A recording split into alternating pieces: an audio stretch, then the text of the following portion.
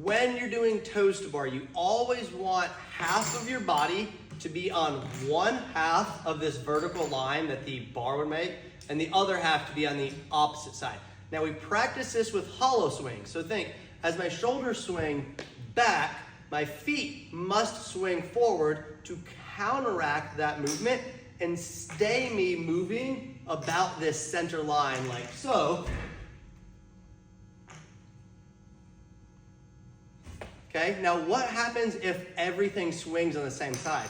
Well, that's what often happens if we get out of rhythm because we don't know how to do the swing or we start too far back. So I can fake this by starting here. This is also a secondary tip. Never start any bar movement, except for a bar muscle up, behind the rack, because then I'm already in a bad position. So watch what happens if I jump forward.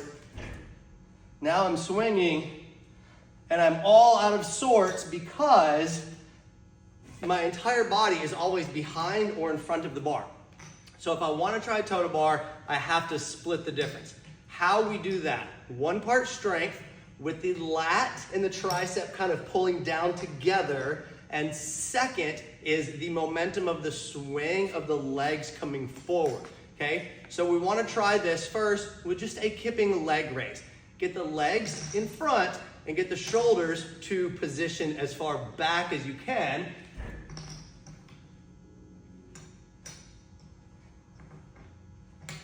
So what I'm really thinking about is through my hands, pushing down, and I'm kind of leaning back. Now something that starts to help is when I start looking up towards the bar to get my toes higher. Now we have to have a little bit of hip flexor and core strength. Look up, and you can start to get your toes a little bit higher. Now, beyond this, if we can't quite close that gap, it's not a matter of swinging harder or just doing more kip swings over time. It's actually a matter of getting away from this altogether and strengthening the hip flexors and the lower abs. Now that's gonna be beyond this video, but just know you need to do strength training to get the toe to bar if I have the flexibility, but I just can't quite get my legs up there.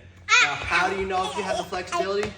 Can you put this part of your hand flat on the ground with a slight knee bend? If you can do that, you're flexible enough and you need more strength. All right, guys, hope that helps. If you want to work more on toes to bar, let me know. We can book a skill session.